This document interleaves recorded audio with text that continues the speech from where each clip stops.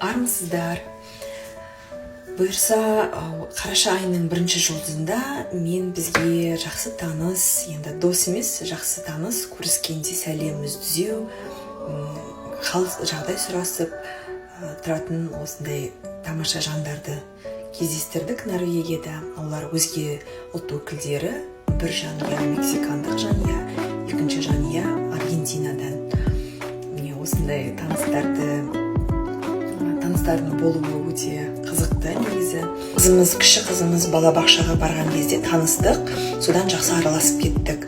Яғни біздің балдарымыз, менің кіші қызым, олардың балдары, қыздары дос болып, содан жақсы араласып, туған күндерге шақырысып, сөйтіп араласып кеттік.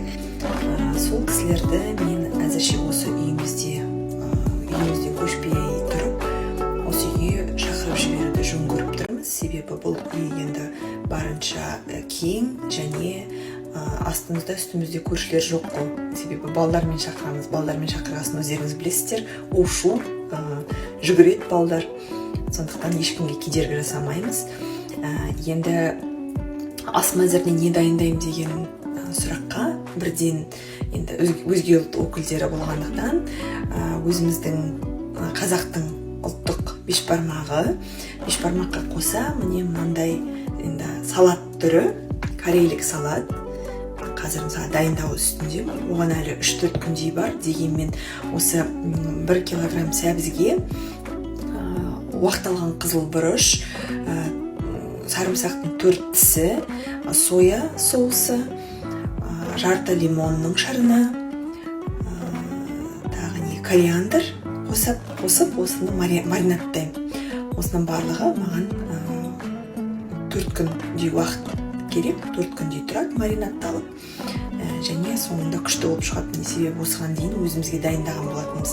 Енді бұндай дүниелерді әрине Қазақстанда болған болсақ, дүкенге шауып барып алып келуге болар еді, бірақ шетелде жүргесін. Ондай нәрселерді өзің қолыңнан дайындайсың. Сондықтан сен бүгін келіңіздер, бізге бейнебаянға түсіреміз. Сол бейнебаянды қараңыздар. Өте қызықты болады деп есептеймін, себебі олар жылқы етін бірінші рет жейін деп отыр. Жылқы етінен енді біздерде Қазақстаннан алып келген қазымыз бар. Әжеміз алып келген, енем алып келген қазы, соны дайындаймын. Аргентиналықтар бізге өте қызық. Жаңа нәрселердің дәмін көрген, жаңа нәрселерді көрген. Сондықтан дайында деп мен қойған сұрағыма олар солай жауап берді. Сондықтан бірге болайық, көрейік, қалай болатындығын, қалай қонақ қарсылаймыз. Біз үшін де өте қызықты олардың пікірлерін білу, бірінші рет жылқы етін жейін деп тұрған кісілердің пікірлерін білу әрине қызықты болады.